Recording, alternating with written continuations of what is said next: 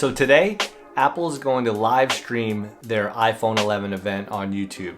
This is the first time Apple has ever live streamed any event on YouTube, and I think this is really telling as to what we have in store for us later today. Let's get into it. Hey, what's up everyone? Adam here. I really appreciate you stopping by as we talk about all things tech related. But today is not just any day in tech. Today is an Apple event, specifically the unveiling of Apple's new iPhone 11 Pro. Well, iPhone 11 and the iPhone 11 Pro. Of course, there's also the potential for Apple to unveil other products such as the 16-inch MacBook Pro. As I talked about earlier, there's going to be an iPhone 11 and then the iPhone 11 Pro. The iPhone 11 is most likely going to be the successor to the iPhone XR. There's also going to be a lot of talk about iOS 13 and all the new features, including dark mode, which everybody apparently jonesing for. But that's really none of my concern in this video. In this video, I want to talk about one thing and one thing only: the camera. Yes, the camera. Mocked and ridiculed across the internet for its ugly square housing and triple camera array that looks kind of like a fidget spinner. So why would I be excited about this? Something that's so ugly looking, which I don't necessarily think it's ugly looking, and I do think it's going to grow on me. But why would I be excited about something like this? Because frankly, I don't care what it looks like as long as it performs well. And I think Apple in the past has really had a problem with putting design aesthetics above function. They call it, the form over function.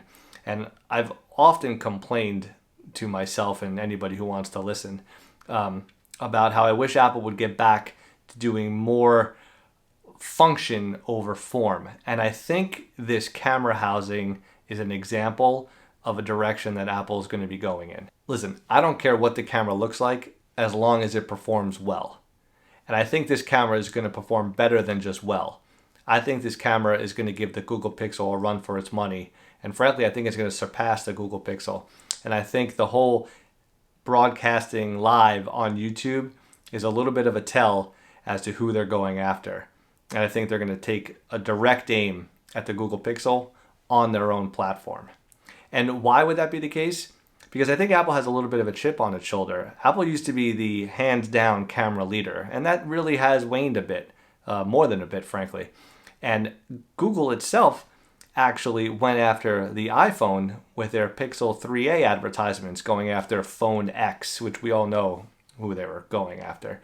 And they had some night sight comparisons between Phone X and the Pixel 3a, and it was pretty amazing to see how great the Pixel 3a was, especially for the price compared to the iPhone X. But of course, broadcasting on YouTube is not all about going after Google. I mean, it's good marketing to advertise your new product on as many places as you can. And YouTube is a very big and important place to advertise on and to have your marketing present on. And frankly, Apple's been expanding their availability of the iPhone events on various platforms, and I think this is a really good decision. Now, I think I know what you're thinking. That the iPhone 11 Pro's camera, sure, it may be better than the Pixel 3 and the Pixel 3a, but the Pixel 4 is right around the corner. And you know what? You're right. The Pixel 4 might eventually blow the iPhone 11 Pro cameras out of the water, but for now, this is what we have to work with.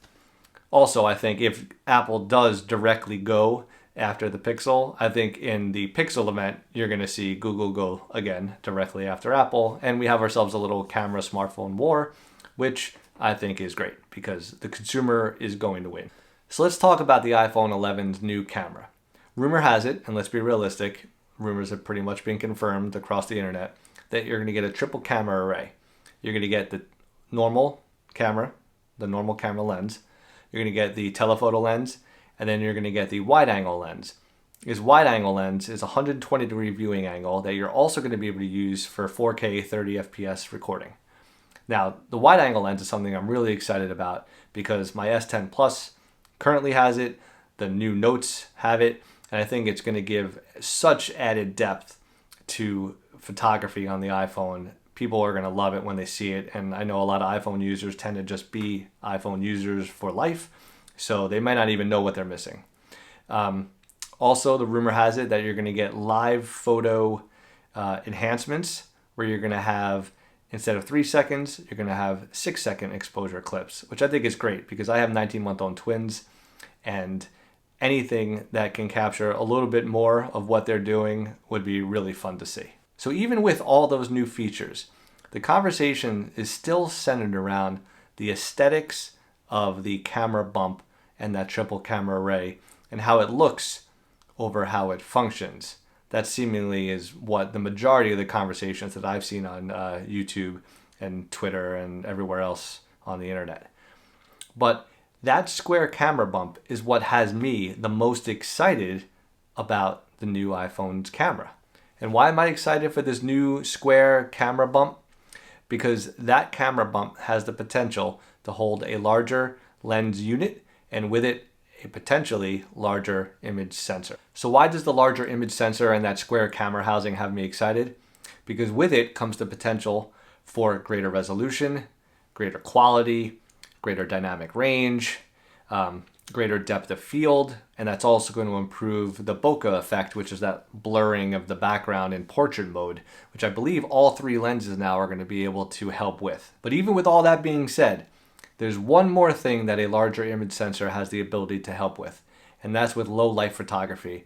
And that's the area that the iPhone really needs to improve upon in order to at least catch up to the Pixel, if not surpass the Pixel 3, because as we just discussed, the Pixel 4 is right around the corner, and more than likely, it's going to be a pretty amazing phone and a pretty amazing camera. So what's my prediction for the iPhone 11's camera?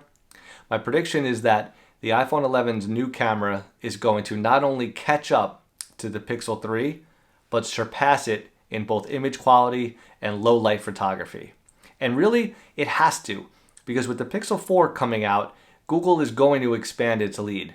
So Apple really needs to narrow this gap and narrow it now. Because once the Pixel 4 drops, then it's going to be a race to 2020. And if Apple is able to narrow this gap, then they have the ability to, in 1 or 2 more generations of camera, to potentially surpass the Pixel and then reestablish itself as the camera king that it once was. So it's all I got for today.